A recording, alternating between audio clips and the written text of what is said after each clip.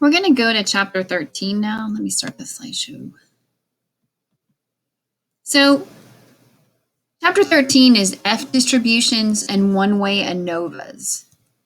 So for hypothesis testing comparing averages between more than two groups, statisticians have developed a method called analysis of variance. We call it ANOVA. In this chapter, you're going to study about ANOVA. We're going to do the easiest, a single factor or a one-way ANOVA. So the purpose of a one-way ANOVA is to determine if the existence of a statistically significant difference is among several groups of means. Again, this is if you're testing more than two means. The test actually uses variance to help determine if the means are equal or not. In order to perform a one-way ANOVA, you have to have 5 basic assumptions. The first, each population from the sample is assumed to be normal. Number 2, all samples are randomly selected and independent. 3, the populations are assumed to have equal standard deviations or variance. 4, the factor is a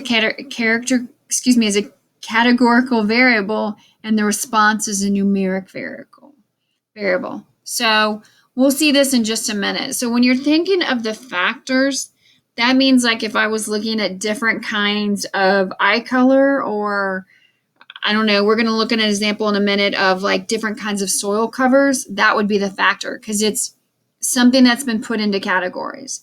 The response is the different samples you get from these categories. So the null and alternative hypothesis, these are pretty easy.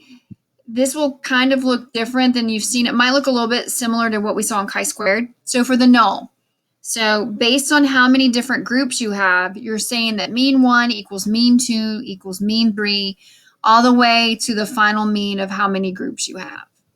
So the alternative, at least 2 of the groups means, mean 1, 2, or 3, or whatever mean, are not equal. That's all it's saying. So null is all your means are equal. Your alternative is at least one mean is different.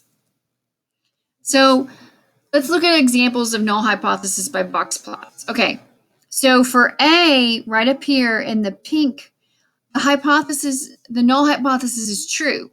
All the means are the same and the differences are due to random variation. But look at B. The null is not true and the means are not the same. The differences are too large to be due random variations. Because if you look, one's a lot lower than the other one, than the middle one. But if you look at the top, the A one, they're all pretty similar. So let's talk about the F distribution and the F ratio. The distribution used for this hypothesis test is a new one. It's called the F distribution, and it was named after Sir Ronald Fisher, an English statistician. An F statistic is a ratio, basically a fraction. There are 2 sets of degrees of freedom, one for the numerator, one for the denominator. So for example, if F follows an F distribution with the number of degrees of freedom for the numerator is 4 and the number of degrees of freedom for the denominator is 10, then it's F tilde F4 10, comma 10. All right, so this is what an ANOVA table looks like. And please don't freak out. You're not doing this by hand. We have a website that will help you, and it makes it so pretty that you don't have to worry about doing this by hand. But basically what we're doing is we're looking at variation for the factors, which is between the means, and the error, which is in the means themselves. And then we do a sum of squares, degrees of freedom, mean squared, and at the end we get the F test.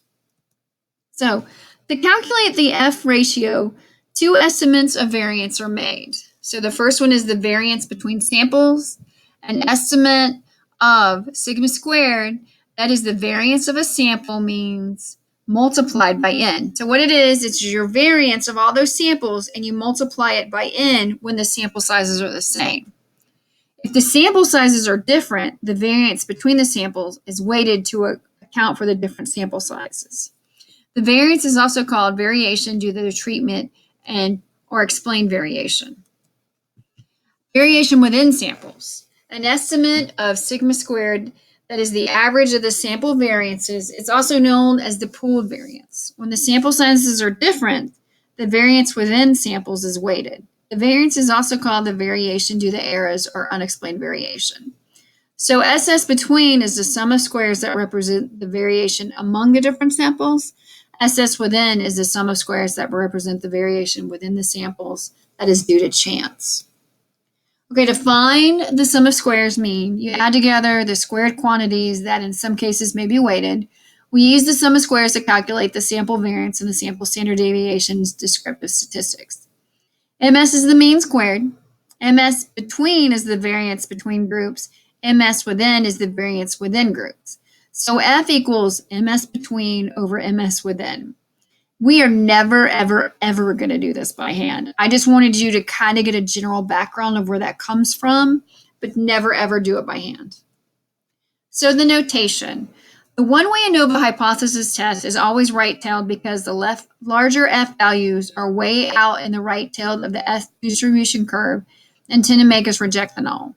The notation for the F distribution is F tilde F degrees of freedom numerator, comma, degrees of freedom denominator, where df num equals df between and df denominator equals df within. And you're going to get that from the table, so don't worry about that. The mean of the F distribution is the mean equals to the degrees of the freedom of the numerator divided by the degrees of freedom denominator minus 1. So let's use the internet in the next video.